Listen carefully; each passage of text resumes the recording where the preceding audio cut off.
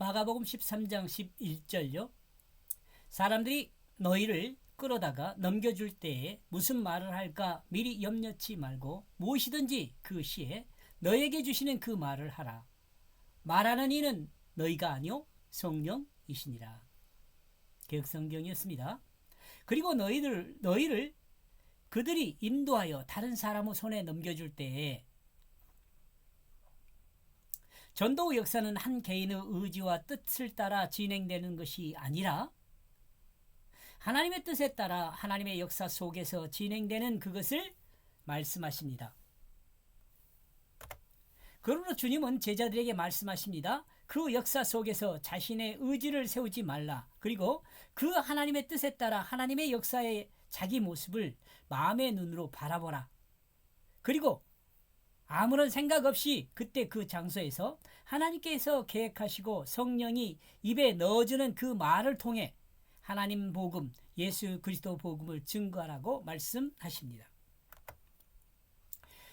자신의 의지로 자신이 원하는 곳으로 가는 것이 아니라 다른 사람에 의해서 다른 사람의 손에 넘겨지는 과정을 겪으면서 그곳에서 복음을 증언하게 될 것이라고 말합니다. 예수님이죠.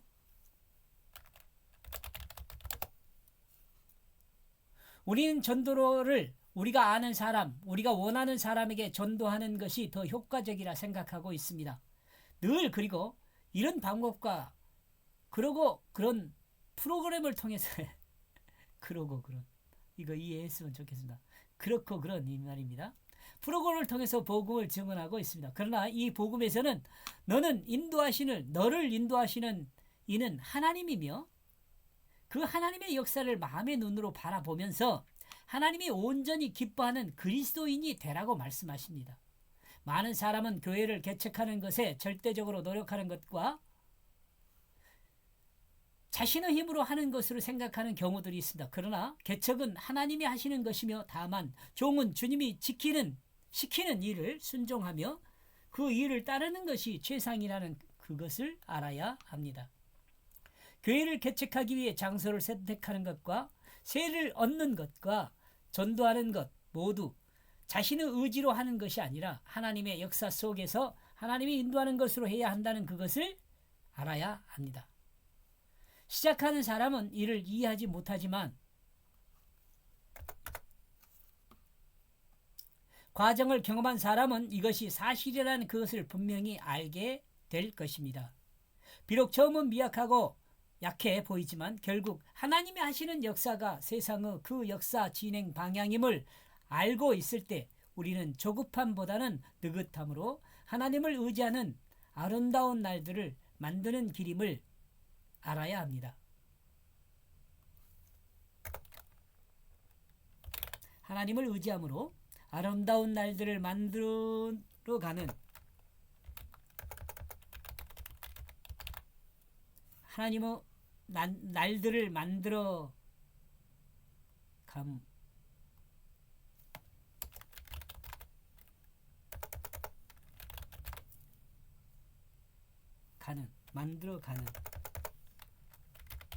만들어가는 길임을 알아야 합니다.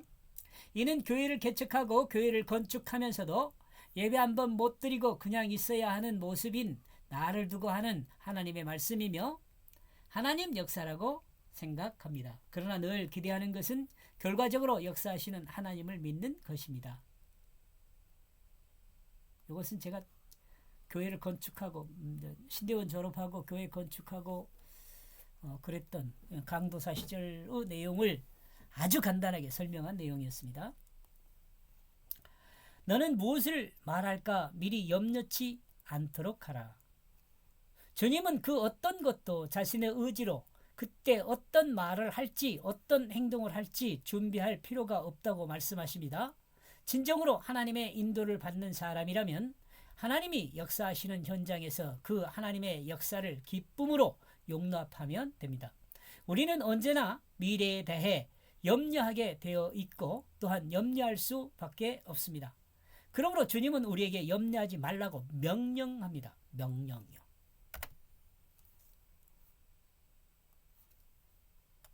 이 이유는 이 이유를 생각하면 설사 우리가 염려한다 해도 그 문제들이 해결되지 않기 때문입니다. 우리는 염려하든 염려하지 않든 하나님의 역사는 진행되며 복음을 전파하기 위해 우리는 그 하나님의 역사에 사용된 종일 뿐임을 알아야 합니다.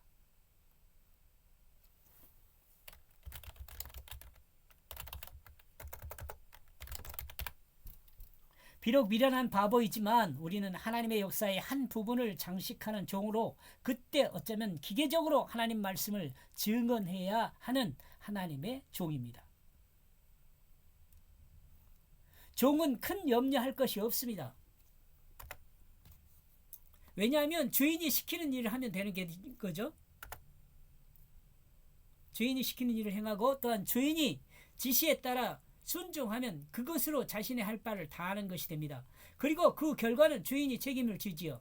그러나 가끔 종이 주인의 뜻과는 관계없이 자신의 의지와 뜻으로 행하여 잘못된 결과를 초래하고 하나님의 역사 진행 방향이 아니라 자신의 판단으로 문제를 해결하다가 고스란히 고생하는 경우들이 있는데 이는 곧 마음의 눈으로 문제를 해결하지 않는 결과라 할 수 있겠습니다. 성경은 하나님의 미련한 것이 사람보다 지혜롭고 하나님의 약한 것이 사람보다 강하다고 증언합니다. 고린도전서 1장 25절. 우리는 이런 이유 때문이라도 하나님의 뜻을 따르는 것이 삶의 가장 지혜로운 것임을 알아야 할 것입니다. 그리고 그는 무엇이든지 그때 너희에게 준다. 주님은 우리가 당하는 장소와 시간에 우리에게 필요한 무엇이든지를 합당한 것으로 하나님의 역사를 감당하는 자에게 공부합니다. 예. 무엇인지 합당한 것으로 하나님의 역사를 감당하는 자에게 주님은 공급하십니다. 주님이 공급하십니다. 이는 주님이 주인인 종을 부르는 이는 주인이 종을 부리는데도 그대로 적용됩니다. 종은 자신이 준비할 것이 전혀 없습니다. 다만 몸을 주인이 원하는 그 일을 위해 사용하게 하면 될 것입니다.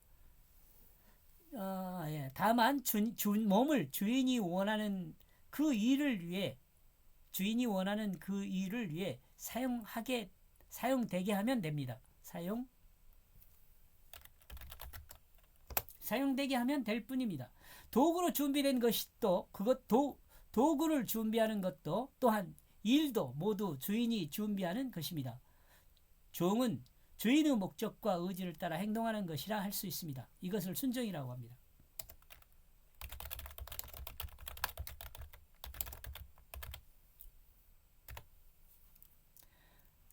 그렇다면 자유의지라고 말하는 그것은 어떤 것인가? 자유의지.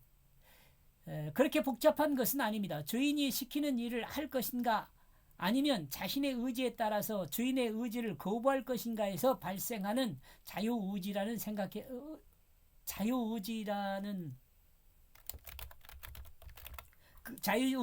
그것으로 생각해 볼 수 있습니다. 저를 가르쳐준 서철은 교수는 자유의지에 대해서 이렇게 이야기를 하더라고요. 순종을 위한 자유의지라고 설명을 합니다. 순종을 위한 자유의지. 하나님 말씀에 순종을 위한 우리에게 주어진 것이 자유의지라는 거죠. 인간이 죄를 범하면서 변화된 것이 있는데 그것은 하나님의 관점과 인간의 관점을 나누어 두 개의 관점이 인간에게 있게 되었다는 것입니다. 자기중심이 있게 된 거죠. 하나님의 관점으로 살아가는 인간이 선악과 범죄 이후 자신의 관점이 생겨 하나님의 관점과 충돌하게 되고 결국 하나님의 관점보다는 자기 마음에 옳은 관점으로 살게 되었는데 이것으로 곧 사람이 죄인이 된 것입니다. 그리고 이 사람의 관점은 자신에게 어떤 유익을 줄 것인가에 그 선악의 기준이 있고 이 기준에 따라 선택과 문제를 해결하는 의지가 결정되게 됩니다. 이는 의지를 결정하는 것이 하나님의 관점이었을 때는 하나님의 역사를 진행하지만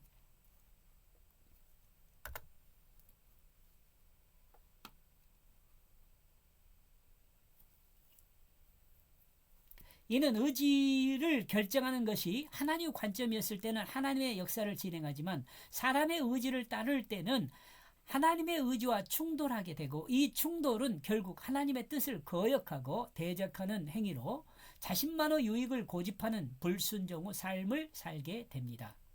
이런 점에서 하나님이 인간에게 준 자유의지는 서철원 교수가 말한 것과 같이 하나님의 뜻에 순종하기 위한 의지라는 점에 공감을 저는 합니다. 어쩌면 주님은 아무런 생각 없이 주님의 뜻을 따라 주님이 주시는 것을 가지고 살라고 말씀하고 있는지도 모릅니다. 그때 그에게 그것을 말하라. 이 세상을 지배하는 생각이 내 생각이었으면 하는 사람들이 있습니다. 이와 마찬가지로 어떤 문제를 해결하는 것이 자신이었으면 하는 경우들도 있습니다. 그러나 주님은 본문에서 내가 아니라 성령님이라고 말씀하십니다.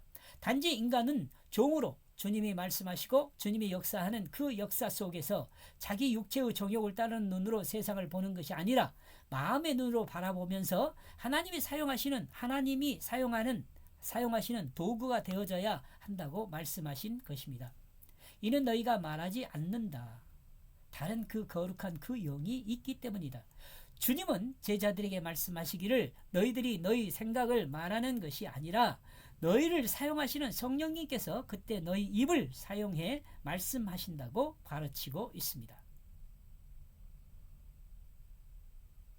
마태복음 10장 20절 말하는 이는 너희가 아니라 너희 속에 말씀하시는 자 곧 너희 아버지가 성령이시니라.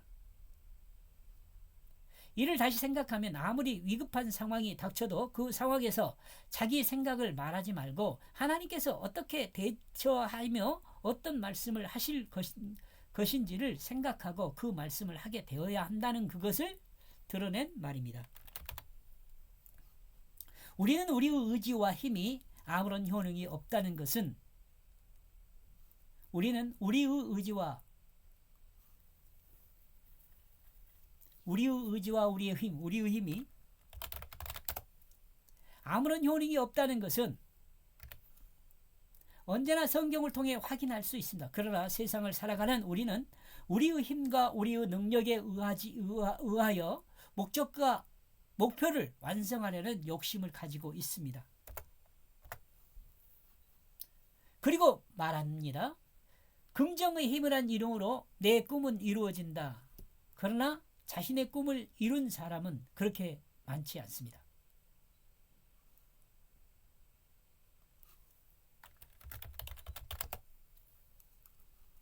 그리고 세상은 말한다. 긍정의 힘이란 이름으로 내 꿈은 이루어진다. 그러나 자신의 꿈을 이룬 사람은 그렇게 많지 않습니다. 인생에 자신의 꿈을 이루는 것은 초등학교 4학년 때 꿈이 대부분 이루어진다고 합니다. 초등학교 4학년 때 꿈이 꿈과 여른이 되어서 형성된 꿈과의 차이는 어떤 차이가 있을까요? 진정으로 인생을 꿈은 이루어지는 것일까요? 개인적인 결론으로 자신의 꿈을 성취하는 그것은 불확실한 것이라는 생각입니다. 성경 근거로도 인생의 꿈은 이루어지는 자에게 긍정하는 부분이 없습니다. 성경은 다만 하나님의 뜻을 따라 하나님의 목적과 그 의미를 완성하라고 말씀하십니다. 이런 점에서 예수님은 자신들에게 세상을 바라보는 시선과 자기 자신을 바라보는 마음의 눈을 가지라고 말씀하십니다. 개인이 소유한 역사적 관점이 아니라 하나님이 진행하는 역사적 관점으로 세상과 자신을 바라보라는 것입니다. 왜냐하면 세상은 자신의 역사로 진행되는 것이 아니라 하나님이 진행하신 역사가 역사이기 때문에 그렇습니다. 하나님의 거룩한 영은 개인의 역사를 진행하지 않고 하나님의 거룩한 뜻에 따른 하나님의 역사를 진행합니다. 그렇기에 주님은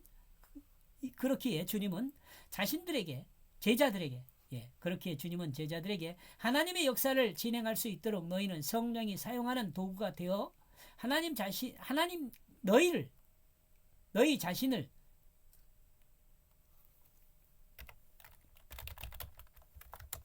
너희 자신을 하나님께 맡기라는 그 말씀을 하고 있습니다. 이렇게 해서 제가 번역한 내용은요. 그리고 너희는 그들이 인도하여 다른 사람의 손에 넘겨줄 때에 너희는 무엇을 말할까 미리 염려치 않도록 하라. 그리하여 그는 무엇이든지 그때 너희에게 준다. 그때 그에게 그것을 말하라. 이는 너희가 말하지 않는다. 다른 그 거룩한 그 영이 있기 때문이다. 너희가 다른 사람의 손에 있을 때 너희는 염려하지 말라. 너희에게 성령이 말할 것을 줄 것이다.